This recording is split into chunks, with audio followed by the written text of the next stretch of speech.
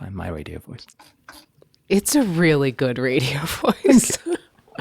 I used to do hospital radio back when I was young. What's hospital radio? Like in a hospital, for just piped through for the people on the wards. There's a big thing in the UK, hospital radio. I didn't even know that was a thing. Yeah, it's like closed broadcast. What a gift. Okay. Yeah. So when I was about, 18, I was doing that. There you go. We can talk radio. We can. Okay. Hello, dear listener, and welcome to another episode of the Unlock Moment podcast. Now, this is an episode I've been looking forward to recording for a long time. When you look at the global coaching community, there are very many coaches, but not many that you would recognize walking down the streets. Today's guest is one of the most famous faces in world coaching. After starting her career in broadcast radio, Maika Leibbrandt spent over 14 years at the Gallup Organisation, where she developed and launched Gallup's Global Strengths Coach program, educating thousands of coaches and leaders on the life-changing potential of a talent-first approach to coaching. One of those coaches was me. Together with her colleague Jim Collison, she spent many years co-hosting Gallup's popular Theme Thursday podcast, a tool for understanding and interpreting Gallup's CliftonStrengths talent assessment. Every single one of my coachees over many years has undertaken CliftonStrengths, and I always direct them to Jim and Maika's incredible podcast content to discover more about their top talents and strengths. After working in different contexts and different countries, Maika describes herself as coming home to coaching. She says it's the work she was born to do. Just last month, she took the leap to set up her own business and is now helping leaders in her own right to experience their unique power and promise. Maika has been one of my top targets to convince and cajole to come on the podcast ever since I started the Unlock Moment, and I can assure you with absolute certainty that this is an episode you will not want to miss. Maika Leibbrandt, it is my great pleasure to welcome you to the Unlock Moment. Gary, I knew this was going to be fun. Thank you so much for having me. I'm really looking forward to our conversation. So I'm going to ask you a big old question to start off with. As an expert in strengths, when you look back over your own life, when did you first notice your own talents and strengths shining through? How far back do you go?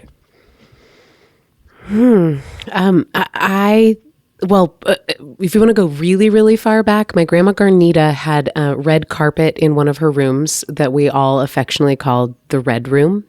And it was, in today's terms, a formal living room, something that I fear has gone by the wayside. And I am one of 17 cousins on that side, and I'm chronologically in the middle. So there's exactly as many older cousins as there are younger, and there's about a 5-year gap where it's just me and my cousin Laura, dead center. We're the same age. And Laura Lynn and I used to put on plays in the Red Room, and big family. We always had, lots of aunts and uncles and cousins around. And I do remember the tales that have since been told in less shinier terms by my family of times that we would make tickets and make people purchase them and then make them come see our shows in the Red Room. And at one point, I think my dad said, okay, Maika, we'll only come if there is a beginning, a middle, and an end to this. But perhaps that's raw communication talent, just wanting to go and not really caring where it's going. And do you see this with people that you work with now, that you can track their strengths back a really long way into childhood? Yes, 100% yes. And I have a master's in adult learning where I remember I had to take a course that was about the question of nature versus nurture and what effect your upbringing has on your development. And after that course, I came away feeling like I should have learned that it's all about how you're nurtured. But now that I have 2 kids of my own, I realize, wow, they're very unique from maybe even before birth. And I love to explore that with my clients as well, of which of these has always described you, because I find if you can get out early, that question of tell me how your strengths have shown up, then they're less likely to diminish them as being, oh, everybody's that way. That's really interesting. And when was it that you knew the kind of path you wanted to start to take? I know your first path was into broadcast. It was, yeah. I was 11 and I moved from the upstairs in my parents' house to the downstairs, and there was a TV downstairs. So the next day was a school day, and I thought, I'm going to wake up early and have full access to this TV. I don't think I remembered what I was going to watch, but I set an alarm. It was the first time I'd ever set an alarm for, I remember, 6 a.m. And the TV was old enough, or I am old enough, that the TV just turned on to whatever channel it was on the night before when it had been shut off. And it was Channel 3, NBC, and I saw Katie Couric and Matt Lauer on the Today Show. And I don't think a morning went by from the time I was 11 until I graduated high school and moved out of my parents' house that I didn't wake up that extra hour early and watch the Today Show. And I loved the intimacy that I felt like I had with these news broadcasters. To me, they weren't just, what do we call them in the UK? Not reporters, but... Like newsreaders? Newsreaders, yeah. They were friends. They were my first access that I had to, like, the day. And it's such an interesting word you use there, intimacy, because I think that when I've talked to quite a lot of people, I've kind of come late to podcasts, but I've really got into it in this last year, and I've done all my podcasting in the last 12 months. And I talk about sometimes how you can do things on a podcast that you can't now do in a kind of media interview where it's like time and no space and questions, you've got to get the answer. But when you talk there about intimacy, that's more like what I'm thinking about in a podcast conversation. It's like you have the time you need. Well, that was what I hoped broadcasting would be. I don't think I ever realized that there's a whole machine of permission that has to happen that allows a great broadcast media experience to feel intimate. My first job was in radio. You talked before the podcast, we were talking about our younger days, and my first job other than lifeguarding and babysitting was running a small radio station that didn't even exist until I was in high school. I was the first voice on these airwaves. And I loved radio because the distance between having an idea and turning it into a product was so minimal. And then I eventually worked in television and in documentary production. And the hardest part for me was how many moving pieces had to work right in order for my idea to become real. And I've never thought about that as intimacy, but it certainly is. My strengths profile is all about people. And it's also, for me, it's about how easily can I let you into what's going on in my head, and how quickly can I explore what's going on in yours. And gosh, I've never made those connections before. Thank you. But that is intimacy for me.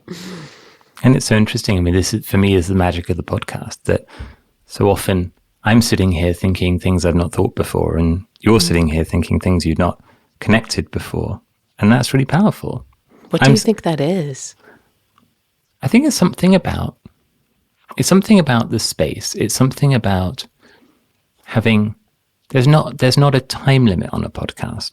I quite like that. It's not like, so we've got to do all the stuff we've got to do in 20 minutes. It's like, if this turns into a 2-hour conversation that's worth a 2-hour conversation, then it's a 2-hour conversation. And I have to say, there's a great podcaster in the UK called Stephen Bartlett, who now is doing 10 million downloads a month, something like that, like ridiculous numbers on his podcast. And his average podcast length is an hour and 45 minutes.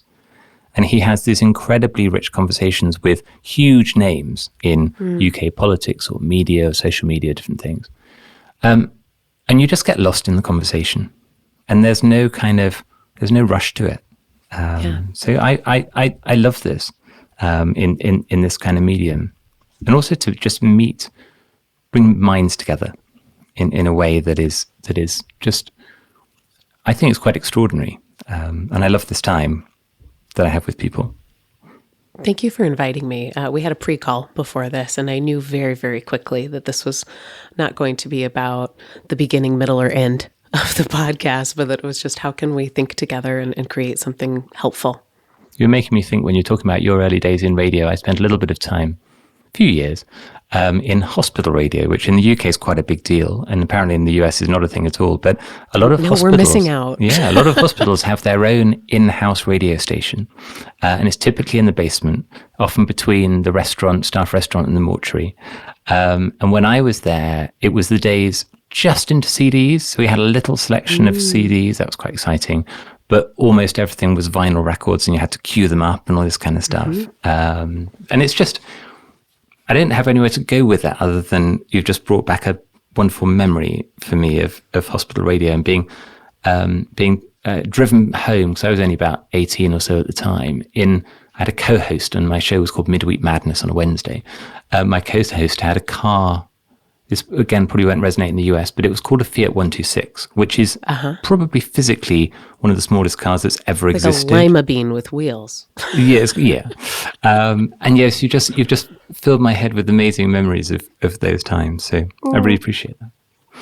So take us on then. After broadcast, you came into the Gallup Organisation, and was that a sort of determined step? Was it somewhere that you wanted to find a place at, or how do you find your way there? Not even a little. And for a long time at Gallup, I shied away from telling people this because it sounded like it somehow was working against my credibility. I was working full time in TV, and this is probably one of my major life unlock moments. So big reveal. I remember feeling just not as excited as I should be about the job that I had, because I had on paper the job that every person goes to broadcasting school for. I was working in a local news station. I was working my way up. I had moved on from being what we called a one-man band of, I've got the camera, I'm the editor. I show up at 3:00 in the morning when there's the fire or a cat in a tree, and I do it all myself, and I kind of loved that, the autonomy of it. I was up for more lives. I was probably on my way to promotion to a larger market. There was everything that I was supposed to want, and I could not shake the feeling that I wasn't where I was supposed to be. And I think I even had a screener for depression at the time, thinking, what's wrong with me? Because here on paper, I've always been that, type A, you say what it is and I'll go achieve it. And here I was in this situation where I achieved everything that I was supposed to achieve, and I just didn't feel it. And to the extent that I went back to my college career counselor and said, "What's wrong with me?" And she looked at my transcript and my current situation and said, "Nothing, you're fine." Now I know it's probably just not a good counselor. But in the moment I thought, oh no, something's really wrong. And I remember getting stuck in traffic in I drove a 1997 Honda Accord. So I remember being in this little car, and I was on what is now called Rosa Parks Way in Lincoln, Nebraska. And it was probably January, because I remember it was cold. And I get stuck in traffic, which really isn't stuck. It's just a stoplight that always is backed up. I'd been stuck there before, but there was something about this day, because there was a Jeep in front of me that had a spare tire cover that said "Life is Good." And I'd sort of seen that brand around. It's apparently a brand started by two guys who camped on peanut butter and jelly or something. And I just sat there staring at the back of the vehicle in front of me thinking, this is how I should feel, and I don't feel that way. What am I going to do? Well, subsequently, I also had an interview with a friend who worked at Gallup. I was at the University of Nebraska, and then at a news station in Nebraska, which is in Lincoln. Just down the road is Gallup in Omaha. And almost because of the proximity, it didn't seem to me to be a large leap or a place that I needed to be intimidated by.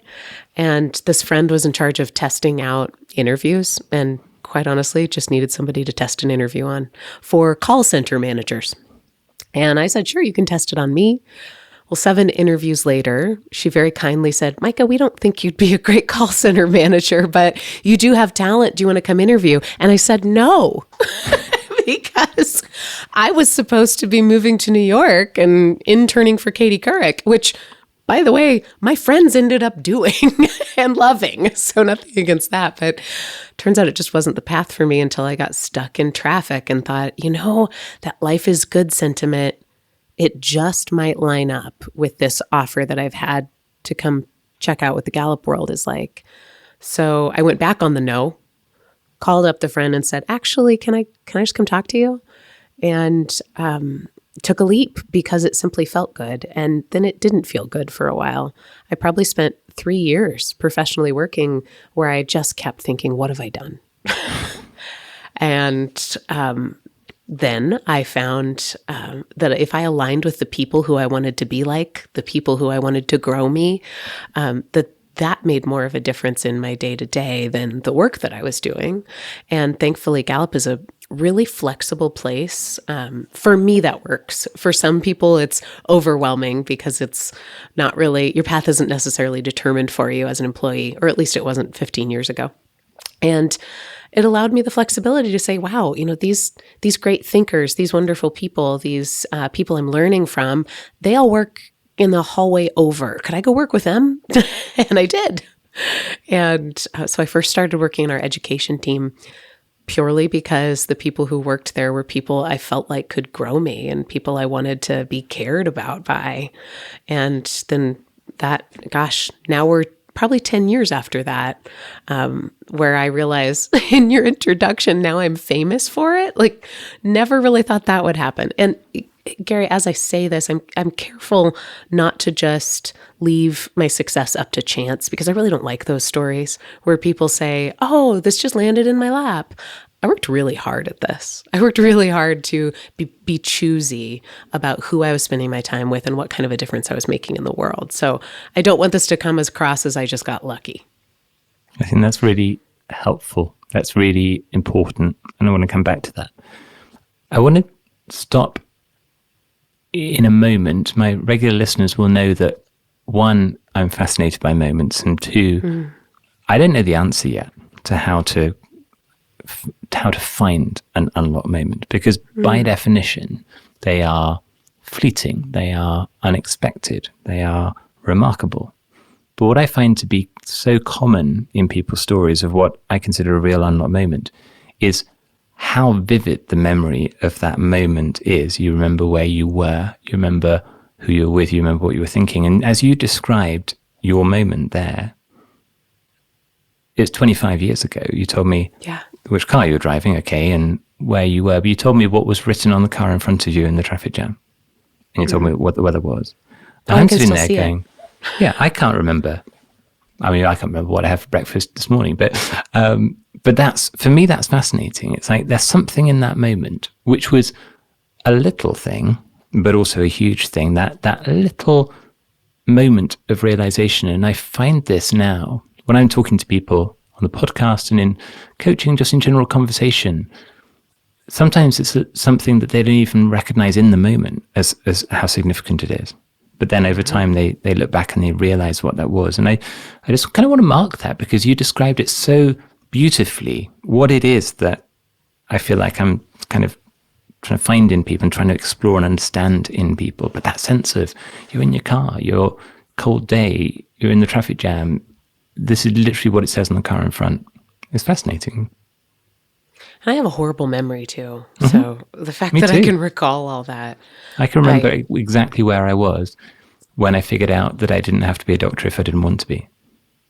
That was my Did I miss this episode, or can we tell it right now? That was, so I trained in medicine, went to medical school, did 8 years, and in year 7 of that journey that I'd probably been on for about 10 years, that was what I think back is probably my first sort of unlock moment. I've had 2 or 3 in my journey, and I was chasing this. There must be something in this that I will love. I just haven't found it yet. And I would spend, the way medical training in the UK would work is you do 8 weeks in pediatrics, and then you do 12 weeks in surgery, and then you do 6 weeks in psychiatry, and then you do 10 weeks in radiology. And you learn all of the different specialties. And then at the end you go, well, I really enjoyed pediatrics, so that's the path that I want to navigate on. And I got to the end of all of that, and I was like, it was all quite interesting, but none of it felt like the next 40 years of my career. And I really struggled with that, because I was like, well, where do you go if you get to the end of that kind of rotation and you haven't found anything? And then I remember, I think I was in the lab building on the whichever floor it was, in a corridor between labs on my own. And I just went, I don't have to do this thing if I don't want to. Doesn't mean I won't, but I don't have to. Nobody's making me. And I'd never considered doing something else before then. I'd never considered the option of leaving medicine, which is not the thing to do, like is deeply round on. And you've wasted your training and you've wasted your career and all the money that's been spent and all the rest of it. And then I went, but I'm not bringing my best self, for the next 40 years if I'm doing something that I don't like. And I can remember that moment of clarity with similar sort of vividness in that moment. I can't remember what I did the 6 months before that or the 6 months after that, really. But in that moment, I can remember. And there's something about, I guess at some point one day I might write the book about unlocked moments and telling these stories and just exploring them, because the question I want to answer is, how, to the point you just made, is you didn't get there by luck. You didn't plan it out, because it's not a plannable thing necessarily. But what you did do is you played your cards and you made some choices and you placed some bets, and you put yourself in a certain environment that enabled you to figure out a path that in the end worked for you. And that idea that you can live without certainty, because in the end nobody has certainty, but you can still have some determination of the future, I think is pretty powerful, actually. And in today's world that is more uncertain than ever before, people who may have gone through many years feeling quite a high degree of certainty suddenly don't have it, and they kind of don't know what to do with it.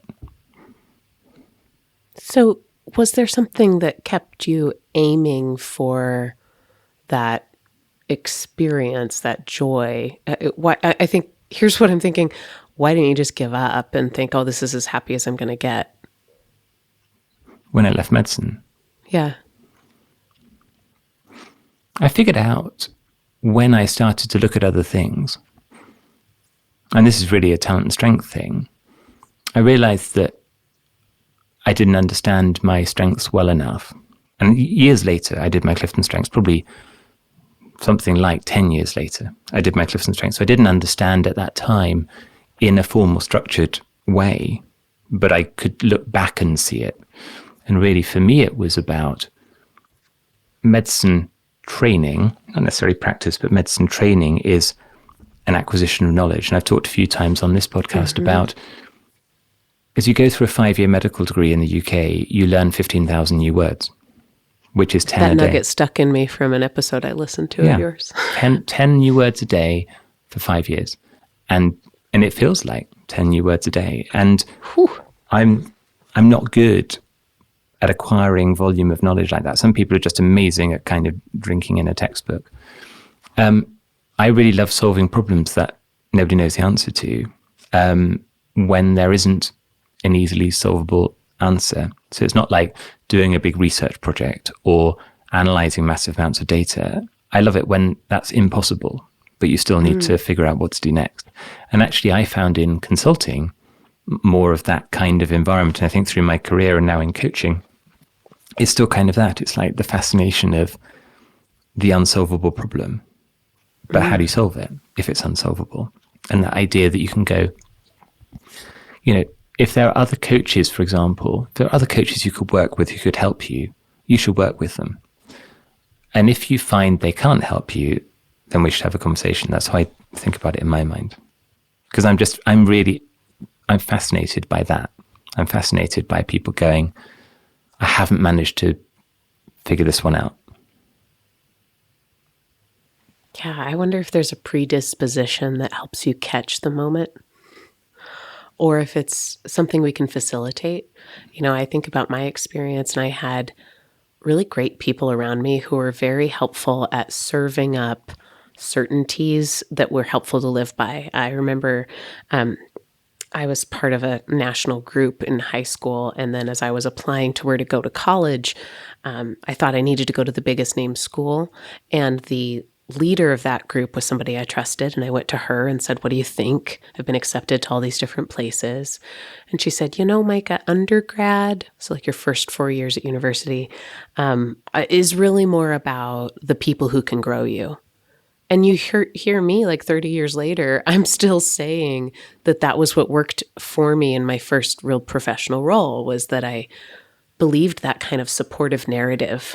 And I had somebody who was aware enough to put words to it in a way that I could remember it and carry it with me. How does it feel when you look back and you think of being a person who needed to grow or be grown? Does that sit well or badly with you now? I see it much more in hindsight than I did in the moment. And that might just be the neurology of being in your early 20s, where you don't think you need help from anybody, and you're supposed to be that way. It's the only way you leave home. But now looking back on it, I think, wow, I'm so glad that whether I knew what I was doing or not, I opened myself up to people who could help me. Because even today, I think my partner would tell you that asking for help is one of the things I do absolutely worst. I'm not good at it, but I am good at building relationships. And I just happen to be good at building relationships with great people who want to help. And what was it about the environment that you were able to insert yourself into at Gallup that enabled you to grow in the way you did? I think it has a lot to do with my early job at Gallup, and what actually brought me there was not our developmental tools of CliftonStrengths, but our selection practice. I was trained on in-depth predictive interviews and truly understood the science and the necessity of how do you look at people's natural patterns of how they think and how they respond and how they behave and even how they feel about a situation, and use that to help them find a position that's great for them. And that kind of belief at its core led to, I mean, you can't really sustainably sell that if you don't believe it. And I was working for people who had helped develop that instrument and were then supplying it to schools to help find excellent teachers and principals and support staff. And it was my job for a solid 3 years just to go teach large school districts what's true and enduring and promising about great teachers. And I mean, that was a huge, I think, belief mission moment for me. I found myself literally driving through the night to do that sort of work. And so it jives that the person leading that division also treated me like she believed in not just what I had acquired or what I had learned, but my talent at its core. And I don't think I realized it at the time, but now that I look back on it, gosh, my first boss and all of the colleagues that I relied upon treated me like I was talented, assumed I was good at things, it handed me projects and said, figure it out. And I think far too often we try to teach that out of people out of fear that they won't be exactly like we think good should be, because we can't conceive of excellence outside of what we've already seen. But the truth of it is, excellence tomorrow is going to be something that we haven't seen today. So, aim for people who have good intentions and are super talented and treat them like they are. I spent my whole career really either in or around consulting firms, research organizations, analytics organizations, and, filled with brilliant people doing brilliant work. Rarely things that I felt any kind of emotional connection to or really passion around, although I could recognize, the quality of the insight that they were driving around the size and growth of a market or the future valuation of a certain business or whatever it is. Come back to what I said earlier about I really like trying to solve the unsolvable. Mm-hmm. When I first came across Gallup and a strengths coach took me through my CliftonStrengths assessment, and then years and years later, I really understood the richness and depth of what Gallup was doing in trying to understand ethereal concepts like what makes people happy. I was like, that's interesting. Unsolvable? Unsolvable. but what an interesting question. And I had another guest on the Unlock Moment quite recently who's an incredible thinker actually called Seth Goldenberg. And he is a artist who's become also a brilliant advisor to major corporates. And he's all about asking the right and asking the best question. And one of his brilliant questions was not, what should you do next? He was just like, what's worth doing? And I always remember that question. And the what actually makes people happy and what makes people able to be at their best is in some ways such a crazy question, but there's a bunch of people in Omaha, Nebraska trying to solve it. And that I just get a kick out of the idea that that's a thing. Yeah. So, and you're in the middle of that. Yeah, I mean, it's almost difficult to answer even your question about, what was it about that? I'm like, well, if you'd met these people, you'd feel it too. So you built your career over many years at Gallup, and you acquired a level of kind of, in-sector fame, let's put it that way, that coaches around the world know your face, know your voice. What does it feel like now when I guess you probably meet quite a lot of people that feel like they know you quite well and you have no idea who they are? You talk about intimacy of a podcast. I mean, I have people who say, oh my gosh, Maika, I'm listening to you right now. Or you're always with me on my walks. Or, I take you with me when, I mow the lawn. For me, earlier today, I was hanging out with my friend Jim Collison, who also did this podcast with me. I never did an episode alone. And Jim and I I called him specifically because I met with a brand new client who I realized very quickly was only new to me. I was not new to them.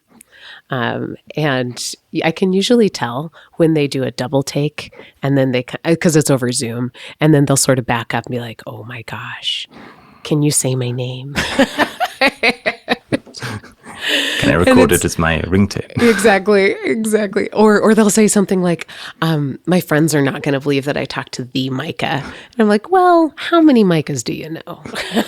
It's not that hard to feel like Maika's a special thing. But this person had told me really deeply what our podcast had meant in their life during a really difficult time.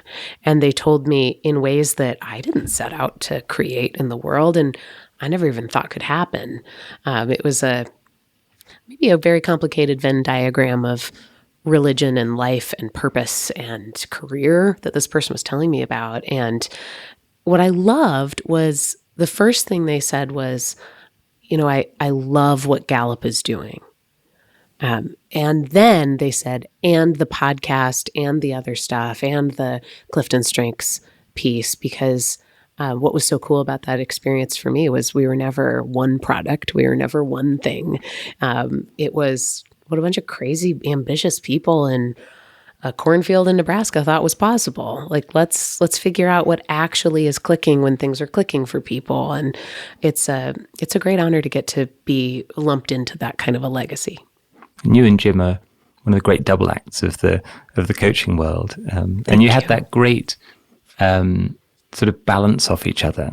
I've done quite a bit of work with Jim on Clubhouse in the last year. Actually, he would come onto our Clubhouse room, and just that whole dynamic of making it feel real and human and meaningful for people. And I've had so much feedback from people that I sent to go and watch those videos, and I get the same feedback all the time. It's like, now I understand myself in a way I never did before.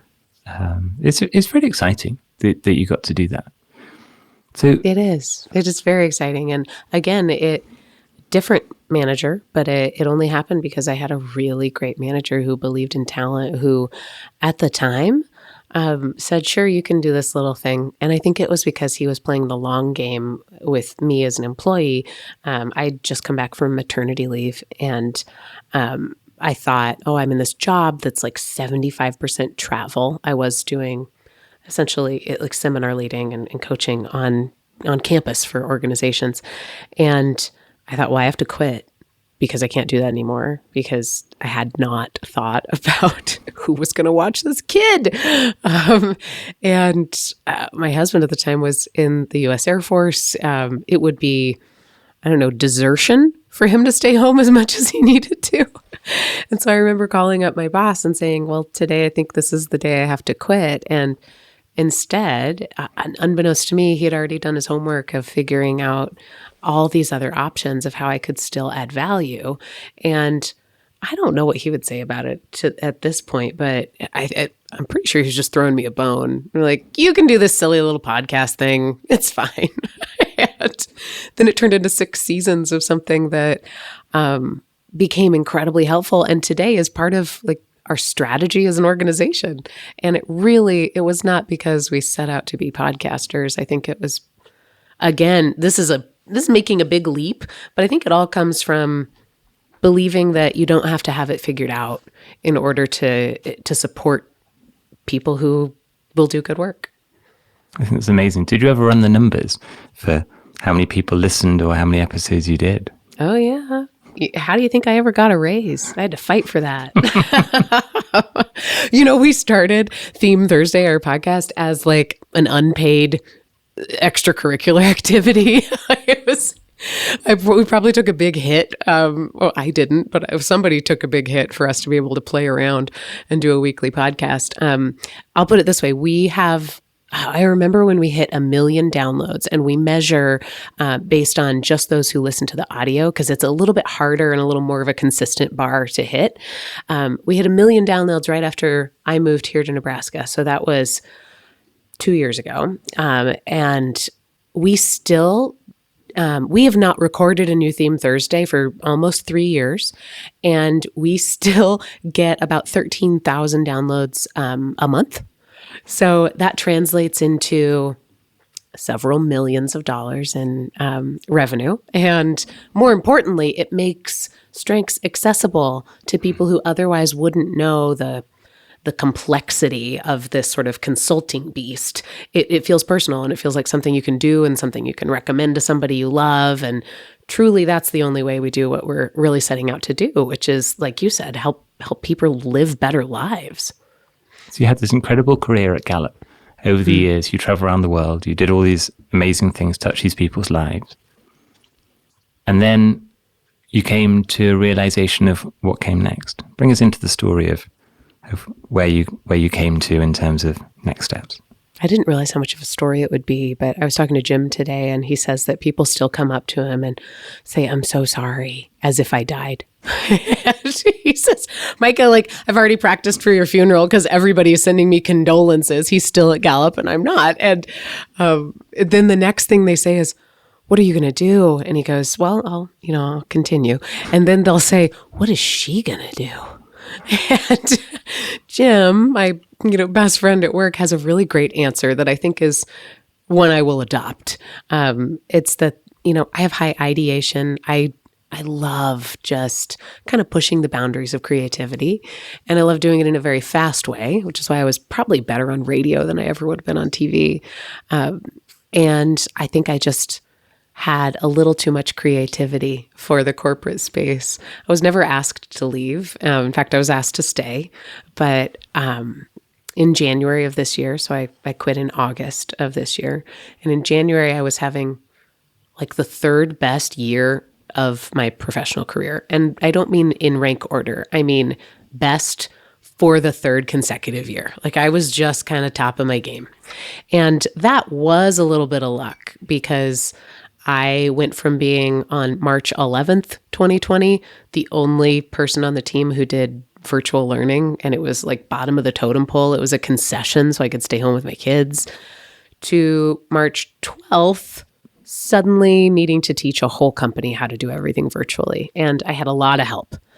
And we managed to make it through like early pandemic lockdown days and expand our revenue in learning. And that very well could have, I realize it very well could have been a moment that we shut down that entire wing of the organization if it weren't for a lot of people's hard work. So that was what gave me the trajectory to have a really good couple of years.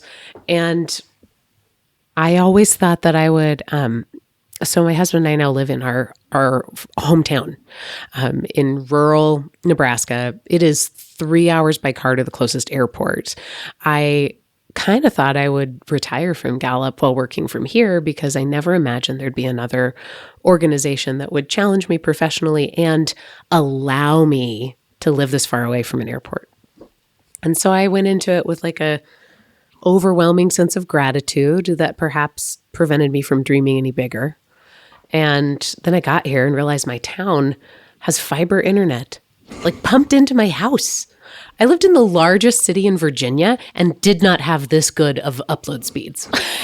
So I just entertained the idea that maybe there's bigger ways I could be of service to the world. Maybe I can make a difference in a way that feels just slightly more me. And even that, like I never thought I could be me and be successful in a corporate space. And I still believe that if the pandemic hadn't locked us all down, I would have to dress a little bit more like someone else and sound a little more like someone else. The corporate uniform probably would have stuck around a little longer. But for me, it accelerated the authenticity desire that people have. And even if you look back at like early days of social media, YouTube itself has changed how we think about what's credible and what's good and what can be relied upon. So I found myself in this space where I was open. And I hired a coach and I told all my friends, hey, can you please just keep pushing me? Can you not let me just get comfortable? And I thought at first I was going to quit my job at an earlier point in the year. And then I got through our summit and I had so much fun. I thought, I can't leave here. And then I thought I was going to quit in June. And I went in person to work with some of the greatest people on the planet, my now former colleagues. And I thought, well, I really can't quit now because that was fun. And it got to be August and I got an email. Do you want me to go into this moment here? Yeah. So I'm less interesting than sitting in traffic in Lincoln. I'm sitting in my chair in my office, which is where I had spent a solid 3 years not moving from that chair. And I remember getting an email, a resourcing request. I was being requested by name to go to speak in the one place that I always said jokingly I would leave Gallup for, to an audience that made my heart sing. And I realized, I'm not as excited about this as I should be. And now in hindsight, it is the same story as me being stuck in traffic, that desire for excitement. And it's not just like I need drama, but I didn't feel the magnetic pull toward what I was doing that I know in my bones, even without thinking, I should feel and that I want to feel. And it was a Wednesday. And I had already been talking to my boss about, hey, I just wanted to let you know, I'm wondering how else I can contribute. And I am looking for what else is out there. Every time I do my dream sheet of what a job would be, it sounds exactly like what I'm already paid to do. So I'm a little bit stuck. Well, that was the moment I remember I sent her a Teams message and I was like, we should talk. And she wrote back saying, are you okay? And I wrote back on Teams saying, I'm fine. I don't think you're going to like this conversation. I did not wake up that morning thinking I was going to resign. But she called me back and I was like, yeah, I need to go. And here's why. And what do you know? She let me keep the gig. So I resigned. I worked the rest of that month. And I made it a vow to say, okay, whatever I do next has to feel a little bit more like me. And, has to feel like I'm valued for what I'm doing. And if that doesn't stick, I'll change again. That resonates so much with how I felt when I left medicine, was that Really? sense of, I don't know where I'm going to go next, but I know it's not this. Not that what I've done before is bad or wrong or a poor experience. It's the same as yours. You had an amazing career and experience, but you knew it was time. Mm-hmm. And that commitment to say, even if this next thing doesn't work out, the answer isn't to go back. The answer is to go on again. Yeah. And that's really powerful. I remember, this is a story I have never told on this podcast. I went to medical school. I went to 3 medical schools over my time. 2 I normally talk about. So I spent 3 years in one medical school doing my kind of lectures, and then I spent 5 years in another doing my kind of clinical training on the wards. But before I'd gone to the medical school where I did my undergrad, I'd actually been to another school, a very high profile, high prestige, very small school in London. And I realized when I arrived that I didn't fit in by a really long way. So it was a very, very alcohol-driven culture in those days. In particular, it's become a little bit. Those medical schools have now integrated with other universities, but at the time it was the very old school kind of London medical school kind of culture. And I quit after 9 days of my university career. And I remember at the time I was like, this is not right, completely not right, not for me. And I know that I might be quitting my entire medical career, because I wasn't at that time thinking about doing something other than medicine. And I might be quitting my entire medical career after 9 days. And in going to that medical school, I'd had straight offers after school to go to all the different schools. And after I left, I went, well, I do want to be a doctor, but I just don't want to go to that school. And so I applied to every medical school in the country, and there were 26 of them, and 25 said no, because they were like, well, you know, you've been to one and it wasn't a fit, so that's probably you not a fit for medicine. And one said yes. And that's the only reason that I spent the next 8 years training in medicine, was because 1 out of 26 said yes. But I remember at that time going, but if it doesn't work out and I've made this what feels like a reckless decision in the moment, well, I just have to figure that out, and that's okay. And I think that idea of committing, so when a lot of people face into difficult decisions and they say, I'm not going to take it because I'm worried about what might happen if it goes wrong. Mm-hmm. And what you're saying is, well, if it might go wrong, but if it does, do something about it. And that's where I was too. Thank you for sharing that. What do you think when you think back to the, oh my gosh, only 1 out of 26 said yes?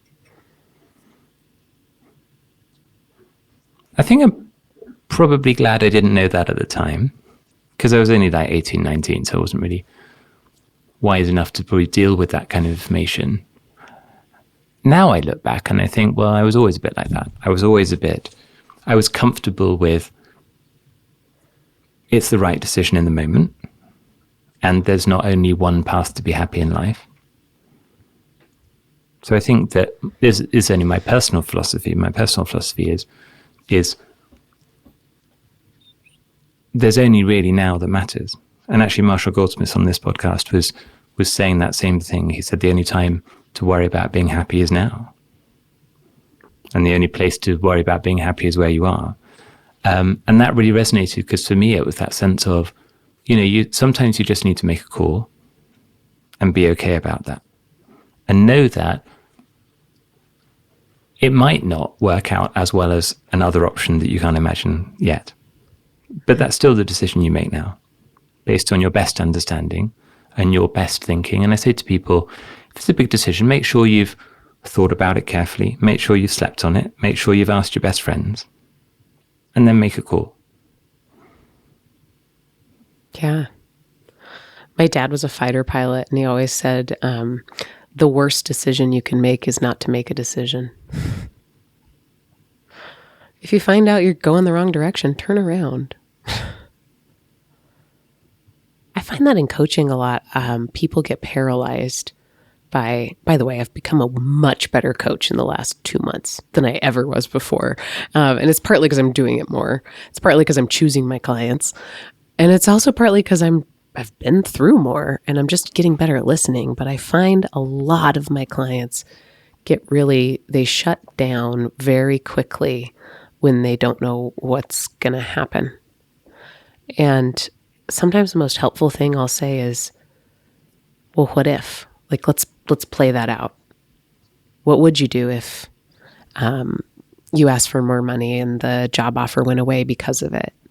Or what would you do if you say this assertive thing and people don't like you? And almost 100% of the time, they stop And you can see in their face and hear in their voice that you have like held their hand off of the track that they already were so certain was going to happen. And you've said, wait, you can choose. You can have an offer up here just to figure out what's going on. And you'll probably find out that you're going to be okay. What do you do when they stop? I stop with them. And I stay quiet. And then they say, well, I would. You know what's funny is they usually don't give me options. They usually know. They don't say I would do this or this or that. They kind of get quiet and then they take a deep breath. And then it's like the words come from around their waistband. It's always like something less cerebral and something just about their knowing comes out where they say something like, well, I'd try again. Or, well, I'd realize that wasn't where I wanted to be. And then I try really hard not to let them diminish where sometimes they want to go next, which is the, oh, I'm so ashamed I didn't realize that. Because it's really hard to get off of that track that you're on without a coach to help you down off of it. One of the most profound thoughts about coaching I had quite recently, my supervisor in coaching is called Claire Pedrick. She's a master coach with the International Coaching Federation. She wrote the book Simplifying Coaching, and she's one of the most honestly magnificent coaches I've ever met. And she's just like, I just notice what I notice. And she said this thing to me a few weeks back, and she said, I was in a group, and she said, I just figured something out. And she's been at the top of her game for 30 years in coaching. I've just figured something out. She said, when they're silent, I need to be silent too. But I also need to stop myself staying in the moment that I was in when they started being silent. Because when they stop being silent, they will have moved on. And I need to be ready to pick them up where they are now. And I was like, okay, that's deep. But so good. Go Claire. Claire Pedrick is a real gem. She does a little podcast called The Coaching Inn. And it's this idea of coming to an English country pub and just talking about coaching. So people ask her questions online. She said, that's a great question. Come and talk to me about it in The Coaching Inn. I love anyway, that. There's a little aside about silence in coaching, but it's interesting. And I hope listeners, when they're listening to what Maika just said, is that idea of when you find a moment, a beginning of realization, stay with it, actually. I was in a conversation today with a long-standing coachee who's a dear friend as well, and she was talking about trying to influence somebody on a particular thing. And she said, I said what I thought should happen. They said they agreed, and I said, right. And I said, and in that moment you said, right. What happened to their thinking? And she was like, we just made a decision. And I said, but had they made the decision? And she went, well, it turned out they hadn't. And I said, so what would happen if you just didn't close off that part of their thinking and just leave them to reflect on the consequences of the thing they've just agreed to and really sort of emotionally connect with it? And it was something that was quite an emotive kind of topic. And she was like, I can see what I'm not allowing to happen, which is that full sort of immersion in that decision. And really, I think that's something very powerful about figuring out the path ahead, is that you do have to sit with it. You have to live with it. And often I meet people who try to figure things out to a deadline. So one of the quotes I put in my book, The Idea Mindset, is you can't think to a deadline. Because what I mean by that is we're all living lives where there's tasks, there's things to do, and they've got deadlines. So you're like, I've got to do the washing up by 5 p.m. I've got to pick up the children from school at this time, whatever it is. But when you're going, well, what should I do next? And you've described this so eloquently. It wasn't the right time to decide to move on in the beginning of the year. It wasn't the right time to decide to move on in June. It was there, noodling around, at some point, maybe, that's the direction of travel. And then when you knew, and you knew in a really profound way, and you knew because the reaction you felt you should have had to a piece of amazing news wasn't there. And so I say, don't try and think to a deadline. You have to give your brain the space and time to do the thinking it needs to do. But when you know, you know. And if it's a real unlock moment, then you'll remember exactly where you were and who you were with and what you were thinking in that moment. What did you learn about yourself as a coach when you were coaching no longer under the magnificent umbrella of Gallup?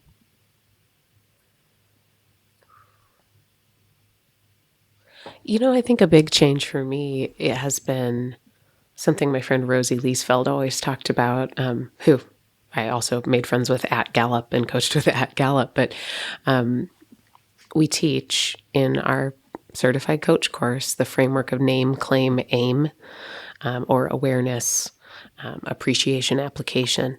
And Rosie always had kind of a problem with that. I hope she's okay with me saying this out loud. But because she said, sometimes the value of a coaching conversation is that people just know what they need to think more about. And she was very uncomfortable having to qualify that thinking as aim in order to fit the formula. And when you were talking about you can't think toward a deadline, that was what it made me think of, well, sometimes coaching is just accelerating the discovery phase for people, and that they will take it further if you've done your job right. So most of my coaching clients have no idea who I am, have no idea what the Gallup is, and only take strengths so that I can look at their profile, and they don't really want to know what number 7 is on their full 34 or what it means. And that's been fascinating, because when I do get to work with clients who have some context into CliftonStrengths or who've already kind of done the calisthenics, then I can just run the marathon with them. Like, we can jump in. And for a while, I thought I was going to have to do that with the clients who did not have that experience. And I had one of them flat out tell me, Maika, I don't need to know my strengths. I just need you to know them and guide me toward them. And that was cool, because that was what I do anyway. But I also found that I was working with clients who had come to me by referral, who had never had a coach before. And many of them are in deadline-driven roles.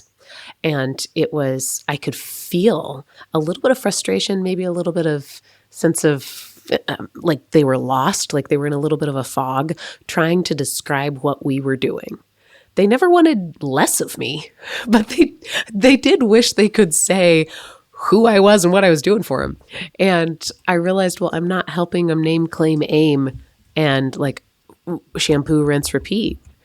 And it wasn't until one of my clients really wanted to get better at coaching his people. He still doesn't like to use the word coaching. But I sent him a book by David Rock called Quiet Leadership. Do you know it? I don't know, but David Rock's come up in conversation. This is the second time this week. Oh, well, that must be a sign. It was a book that a Gallup friend gave me when I worked with her in Germany, like probably 10 years ago. And I had not read it in 10 years when I recommended this book. So somewhere David Rock must be in the ether, like trying to come through to our clients. But it's a book that describes in very practical terms how to have a conversation about helping somebody think instead of solving the problem for them. And it for me, it was my introduction to coaching. I didn't know it at the time, but I sent a copy of this book to a couple different clients, and they came back and said, "Oh my gosh, now I understand why I have you." So it's been freeing and really amazing to get to just be a long-term coach.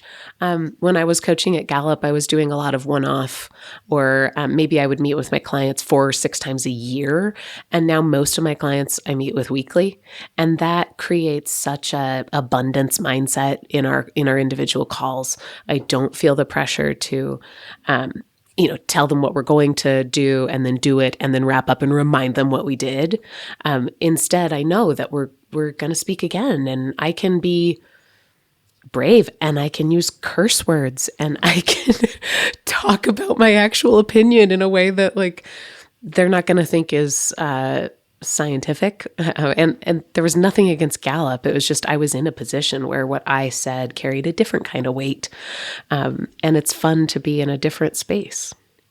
You know what you say about that kind of constraint it's not a Gallup thing. It's a lot of coaching thing. That I talk to so many coaches who have gone through their training, and they're absolutely rightly thinking about the ethics of coaching, the process of coaching, and trying to be the best coach they can be and have the greatest impact. And very often that I observe that turns into quite significant imposter syndrome, actually, and coaches feeling that there's what they ought to do and what they should do, and not enough letting go and being yourself. Oh my gosh, yes. And I catch myself doing it all the time, because I will notice that I'm asking a close-ended question, or I'm nudging them with an idea of what I think they should do. And I'll even say out loud, I shouldn't be doing this, or this isn't really coaching. And every time I apologize for myself, my clients go, that's what I want. That was really useful. But I also tell them ahead of time, like, you have full permission to interrupt me. That I don't. Well, lately I've been saying, I already like you. There's nothing you can do that will make me unlike you. And there's nothing you can do that'll make me like you more. So let me sit on the same side of the table as you and take a flashlight through your brain together. While we're in a coaching conversation, this is not about what's in between us. This is about us being on the same side together and looking at what's in front of us. So I think that gives them some, I suppose ICF would say it's part of the coaching agreement, and then you can get away with it. Use an interesting word in the middle of that. Again, my regular listeners will know about my obsession with individual words. And the one you used was freeing or freedom. Mm-hmm. What does freedom mean for you? Oh.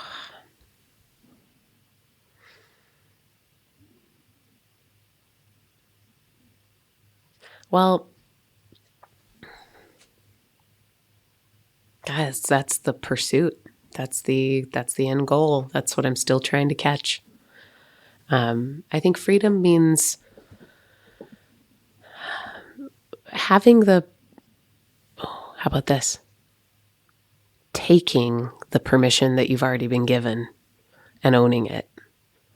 And I think, early on when I first started exploring leaving my corporate job and going out on my own, a good friend asked me what I thought I would gain.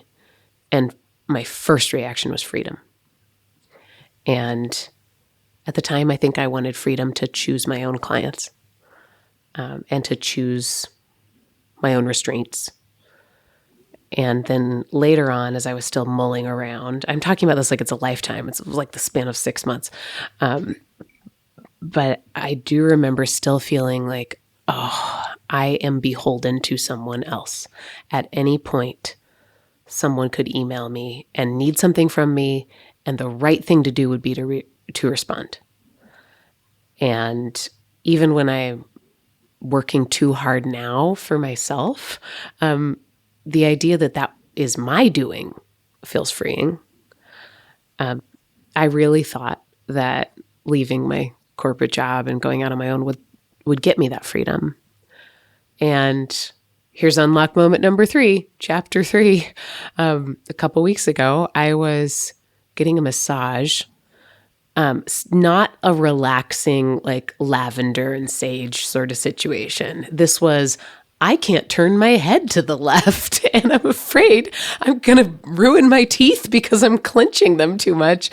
Please, physio, take care of the neck situation. And I'm good friends with my masseuse, as probably won't surprise you. And so we were talking the whole time, and it really hurt. It was one of those like deep tissue, you've got something going on massages.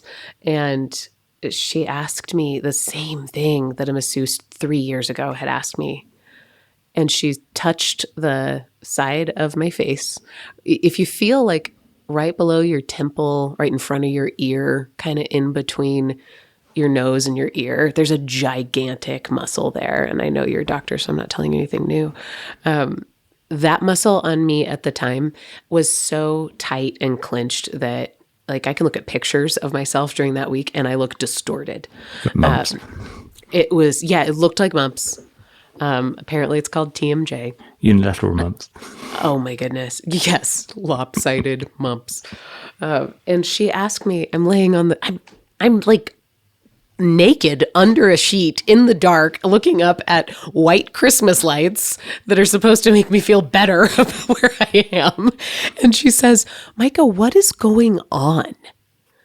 And she said it that way. And I remember thinking, holy buckets, leaving my job did not find me freedom. In that moment, I realized, oh my gosh, I thought I was leaving for freedom, and I trapped myself right away again. I was still feeling anxious that if I didn't answer my email, then I maybe would have promised something to somebody that I had forgotten to give. And that's like my biggest fear. It's a dumb fear. Like, Maika, be afraid of spiders or something. But like, poor execution is more frightening to me than spiders or snakes. I was still working from the minute I woke up until after I should have been in bed. I was still valuing my worth by what somebody else would pay for it. And I was still spending a lot of energy worrying about how I was showing up in the world. Meanwhile, you introduced me as a celebrity today, and I was not letting any of that sink in. So that moment for me was realizing, oh my gosh, you can quite literally strip down. And Maika, the solution still is not where you're working or what you're doing. It's how you are approaching what you're doing.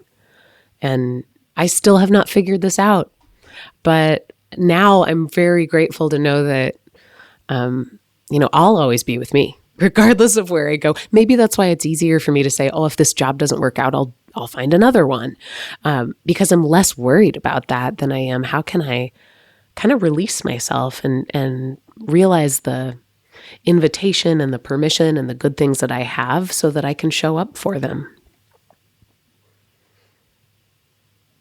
What a great story. Have you had anyone talk about their unlock moment being nudity before? That's a whole chapter in the book. If people have enjoyed this conversation, they'd like to find out more about you, get in touch, how can they find out more about you? I'll have my clothes on. You can check me out at hellomaika.com. That's HelloMaika.com. Amazing. The unlock moment is that flash of remarkable clarity when you suddenly know the right path ahead. For strengths guru and executive coach Maika Leibbrandt, the moment when she realized she was her own greatest strength, unlocked the confidence to find freedom and strike out in her own right to pursue her dream of a life helping others. Maika, you are a bright star in the coaching constellation, and you have inspired so many people around the world to discover how to unlock their natural talents. Thank you for sharing your story with such openness and authenticity. And thank you so much for joining me today on The Unlock Moment. Thank you so much.